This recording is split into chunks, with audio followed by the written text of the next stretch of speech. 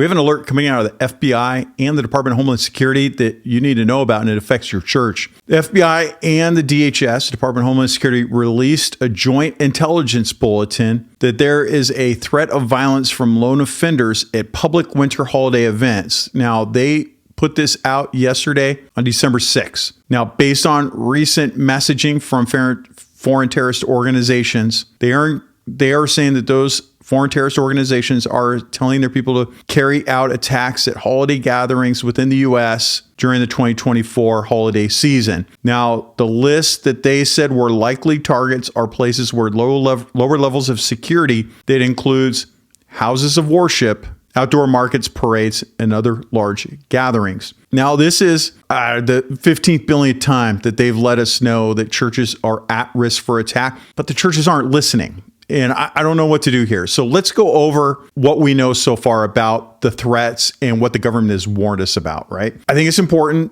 for all of you to know, if you're new to the channel, you're at Christian Warrior Training. My name is Keith Graves. I am a retired 30-year law enforcement veteran with 20 years on SWAT and working undercover narcotics. Now, at Christian Warrior Training, we put out information to churches to help keep them safe. And even if you aren't a believer, we put out free training constantly that might be appealing to concealed carriers and people just worried about their own safety. And if you come to the Lord while you're here, that makes us happy. All right, so if that's what you like, you're in the right place. Hit that like button.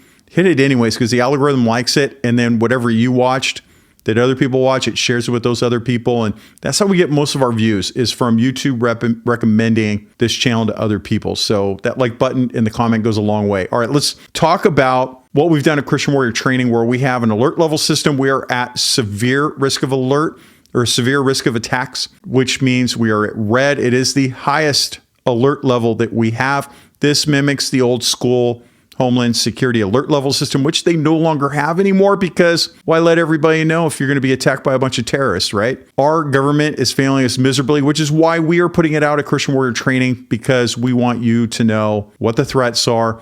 Let's go over all the threats that put us at red. Now, on election day, there was an active shooter event that was thwarted. An Afghan immigrant was arrested for plotting and organizing an active shooter terror event at polling places on November 5th. There was a thwarted ISIS follower attack. That was an attempt by an ISIS follower to target synagogues on October 7th. There are Iranian hit squads in the United States with man-portable air defense systems. That's a Stinger missile, just so you know, or something similar. And their mission is to assassinate President-elect Trump. This has been confirmed by the ODNI, the Office of the Directorate of National Intelligence. Our government put this out. If you don't believe what I'm telling you, head over to ChristianWarriorTraining.com, and the little search bar, type severe, and then all the severe alerts are going to pop up. You can read this exact thing, and you too can go back and look at the references that I put in there. I did a video interview with a JTTF agent, a Joint Terrorism Task Force agent, whose job it was to investigate Hezbollah. He estimated there were 30,000 Hezbollah agents in the United States, and that they could be activated at any moment, and that some of their targets were going to be churches. 30,000.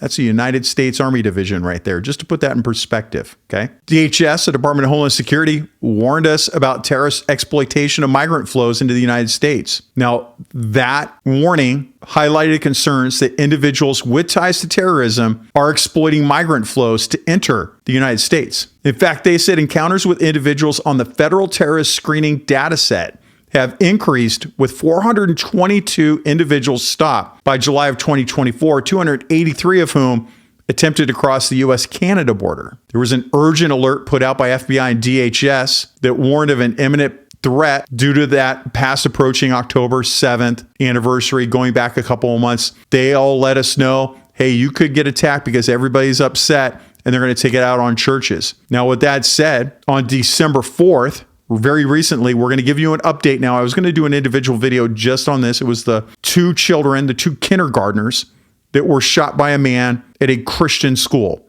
in California. Now, I was going to put out a separate one for that, but time is short, so we're doing it all in one video, but it is germane to what we're talking about here. Now, just a couple days ago in Oroville, California, which is in far northern California above Sacramento, 56-year-old Glenn Litton critically wounded two kindergarten boys, ages 5 and 6, at the Feather River School for Seventh-day Adventist School before taking his own life. Posing as a prospective grandparent seeking to enroll his child, Litton used this pretense to gain access to the school. Investigations revealed that Litton had a history of mental illness and nonviolent criminal offenses. He left writings indicating that he viewed the attack as a countermeasure against U.S. involvement in the Middle Eastern conflicts, particularly referencing the oppression of Palestinians. Now, the two young victims remain in critical condition. I've talked to Butte County deputy who was telling me that they have a long road to recovery. One of them was still unconscious. Now, this incident has deeply affected that community, and it has deeply affected the Seventh-day Adventist community as well. I've been hearing from all of you guys. It is time to up your security measure game. Now, look, we moved to orange, which is high risk of attack a long while ago. And that was because the FBI was putting out alerts saying that ISIS told their followers to attack American churches, and therefore they were worried about American churches and that we were at a high risk of attack. The FBI director has said that twice now. There was an Idahoan, my home state now, that he was mentally ill, listened to ISIS, and heard their call to attack churches. And he went ahead and had plans to shoot up churches in Coeur d'Alene, Idaho, but was stopped by the FBI one day before the attacks. There is one thing that we have in common with all these attacks, or these attacks that were interrupted. The most important thing to follow here is the government warned certain people, but not all. They warned law enforcement and some other people, and not even all law enforcement. But they have yet to put that out to churches. Our church hasn't been notified yet. Idaho Fusion Center, what's going on with you, man? How come you haven't notified us? Really? Like, this channel has now become the place where everybody comes to get critical government information because they're not putting it out to everybody. So I've got to put it out to you guys? That's ridiculous. There was an attack. Oh, I forgot to mention the guy with the bombs. There was the guy with the bombs in Texas just last week that I put out, where he was stopped in a residential neighborhood. Police contacted him. He had bombs, guns, ammo, and a plan to attack a church in northern Texas. How did they find out? Because the press found out. And then when I put it out, there were people from the area that had not heard about it. Now, look, man, I'm impressed that you all come here to get information, but how sad is that a YouTuber has to put this information out because the government is failing at putting it out to us? To say I hate our government is just an understatement. I got a great shirt. I'll try and put the link down below.